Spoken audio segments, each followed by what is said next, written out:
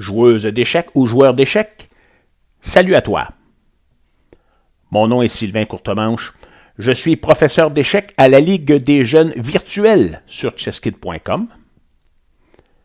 Aujourd'hui, on va s'intéresser à une partie d'échecs qui a été jouée par un dénommé Super Tiger Boy avec les pièces blanches contre Maxence 2019 avec les pièces noires. Maxence fréquente l'école Saint-Bernard à Granby. Il est en première année.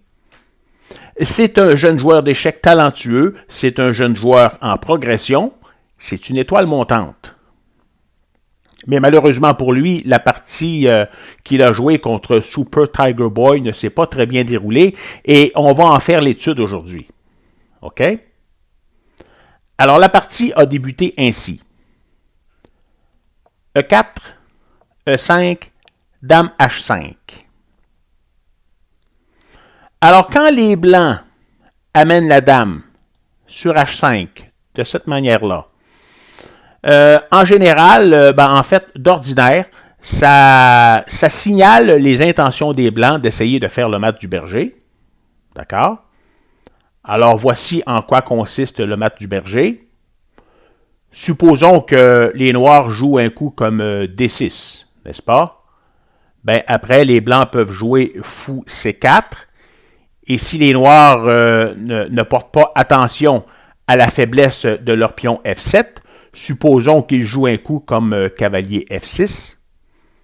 Ben, après, Dame capture F7, échec et mat. C'est ce qu'on appelle le mat du berger.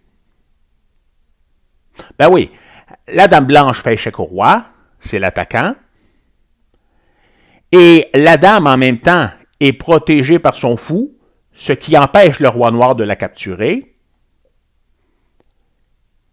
Et si on s'attarde aux cases qui sont autour du roi noir, ben on va s'apercevoir qu'il n'a aucune case où il peut jouer. Les cases E7 et D7 sont contrôlées par la Dame blanche, n'est-ce pas? La case F8 n'est pas disponible et la Dame noire empêche le roi de fuir sur la case D8. C'est vraiment échec et mat.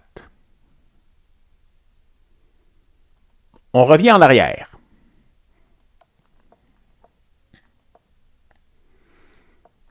Et là, on va changer l'échiquier de côté, un peu comme si on jouait à la place de Maxence. Voilà. Maintenant, on joue avec les Noirs et Super Tiger Boy avec les Blancs. Ses pièces à lui sont au-dessus de l'échiquier, tandis que les pièces noires sont en bas. D'accord? Alors, la partie a débuté ainsi. E4, E5, Dame H5. Et ici, Maxence, notre ami de l'école Saint-Bernard qui est en première année, Maxence a joué G6. Et ça, c'est une erreur. C'est une erreur qui est assez grave. En fait, elle est assez grave pour lui faire perdre la partie. Parce qu'en réalité, lorsque les Blancs jouent la Dame à H5, la vraie menace, elle n'est pas encore sur la case F7. C'est pas là qu'elle est la vraie menace. Parce qu'actuellement, le roi protège le pion. Donc, ce ne serait pas une bonne idée pour les Blancs de le capturer tout de suite avec la Dame. OK? Où se situe la vraie menace actuellement? Quelle est la pièce noire qui est vraiment en danger? C'est le pion E5. Il est en l'air. C'est une pièce en l'air, c'est-à-dire que le pion est attaqué par une pièce blanche et il n'est pas protégé. Alors, ce que Maxence a fait, bien Maxence, en fait, il n'avait pas réalisé sur le coup que son pion E5 était en danger.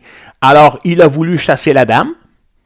Et chasser la Dame, en général, c'est une bonne idée pour éviter le mat du berger. Mais ici, c'était prématuré, c'était trop tôt. Parce qu'ensuite de ça, la Dame vient capturer le pion E5. Elle fait échec au roi et attaque la tour noire en même temps. Ça s'appelle une fourchette. Et malheureusement pour Maxence, il va perdre la tour. C'est ce qui est arrivé dans la partie. Et Maxence a joué cavalier E7 pour, en fait, bloquer l'échec. Et il a perdu la tour. Et pire encore, lorsqu'il a remis son cavalier à G8, il l'a perdu, il se l'est fait capturer. Donc, la partie rendue là est à toute fin pratique terminée. Hein. Les Blancs ont un avantage matériel immense. D'accord?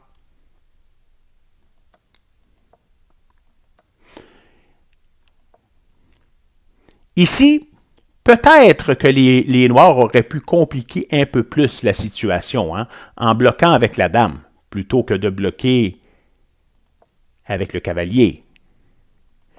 Bloquer avec la dame, ben, ce que ça faisait, c'est que lorsque les Blancs capturent la tour à H8, ben là, au moins, les Noirs peuvent capturer à E4 avec échec.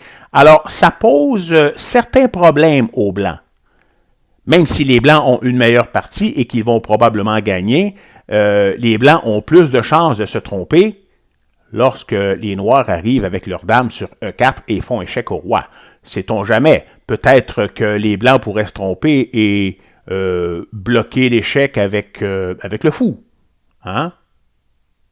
Suite à quoi, ben là, on peut probablement capturer un autre pion avec la menace de capturer le fou avec un échec. C'eût été probablement meilleur.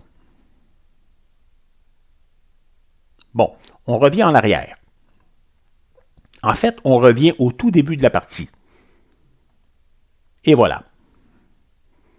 Dans la partie, E4, E5, Dame H5 ont été joués. Et voici le meilleur coup des Noirs. Les Noirs doivent défendre leur pion E5. Parce que le pion E5 est en l'air, c'est-à-dire qu'il est attaqué par une pièce blanche et il n'est pas défendu. Et la meilleure façon de défendre le pion, c'est de jouer le cavalier à C6.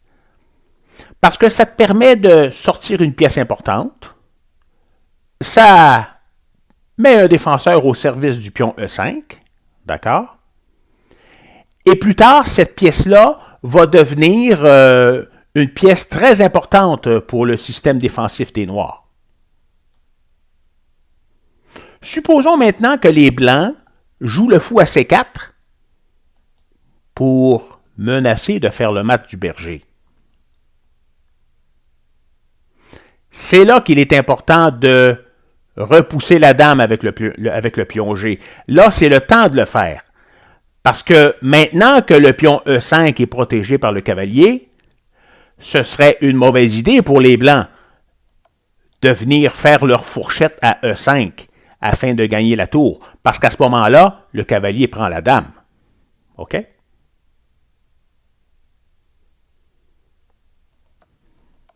Donc, au lieu de prendre à E5, si les Blancs tiennent vraiment à faire le mat du berger, ben, ils peuvent placer la dame à F3. D'accord? Avec encore la menace de mat du berger sur la case F7, ben, rendu là, les Noirs peuvent bloquer la menace, étant donné que la dame protège le cavalier.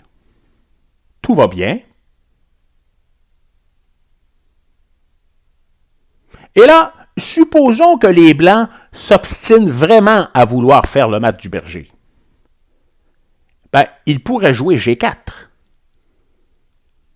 Avec la menace de pousser le pion G à G5 et de gagner le cavalier. Le cavalier noir, à ce moment-là, devrait se laisser capturer parce qu'il ne peut pas jouer. Car s'il joue, c'est le mat du berger. Dans ce temps-là, la meilleure défense pour les Noirs, c'est de se servir de leur pièce à C6, leur cavalier si important pour leur système défensif. Ils le jouent à D4. Font une fourchette contre la dame. Et le pion C2. C'est important ici parce que le pion C2, hein, si le cavalier pouvait arriver sur C2, ben là, il ferait une fourchette contre le roi et la tour. Alors, tu vois comme ce cavalier-là est important. C'est pour ça que, tout à l'heure, quand on a voulu protéger le pion E5, on a sorti ce cavalier-là, parce qu'on savait qu'il pourrait être très utile pour le système défensif des Noirs. Bon, maintenant, les Blancs n'ont plus le temps d'avancer à G5 pour cliquer le cavalier, ils doivent sauver leur dame. Et la meilleure place pour sauver la dame, c'est de la retraiter à D1, hein, parce qu'elle doit protéger le pion C2. Suite à quoi, les Noirs peuvent gagner un pion, et la menace du berger a été réfutée par les Noirs. Mais là, revenons un peu en arrière, et supposons qu'au lieu d'avancer le pion à G4, les Blancs placent plutôt la dame à B3, avec deux attaques contre le pion F7, l'attaque du fou et l'attaque de la dame. C'est pas dangereux de se faire le mat du berger ici, hein. Supposons que les Noirs jouent n'importe quoi, là. Les Blancs vont pouvoir gagner le pion, mais ce n'est pas échec et mat, parce que le roi, maintenant, a une case de fuite sur E7. D'accord? Sauf que les Noirs ne veulent pas perdre le pion à F7. Alors, au lieu de jouer n'importe quoi, encore une fois, ils vont se servir de l'excellente posture de leur cavalier C6 pour venir menacer la dame et le pion C2. Et qu'est-ce qui arrive, par contre, si les Blancs s'obstinent à capturer le pion F7 avec leur fou? Ça fait échec au roi. Les Noirs sauvent le roi. Ensuite, les Blancs ont un problème difficile à résoudre, hein, parce qu'ils doivent à la fois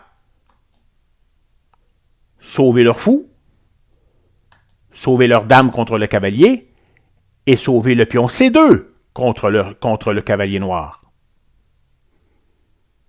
Et il s'avère que la seule façon pour les Blancs d'y arriver, c'est de jouer la dame sur C4. Alors, la dame s'est sauvée, elle protège en même temps le pion C2 et elle continue de défendre le fou. Mais pas pour longtemps, parce que lorsque les Noirs jouent B5, maintenant, la dame blanche doit se sauver quelque part, n'est-ce pas? Supposons qu'elle se sauve à D3, n'est-ce pas? Pour continuer de défendre le pion C2, après, le roi noir va capturer le fou et les Noirs auront gagné du matériel. C'était Sylvain Courtemanche, professeur d'échecs à la Ligue des jeunes virtuels sur chesskid.com. Je te dis à la prochaine!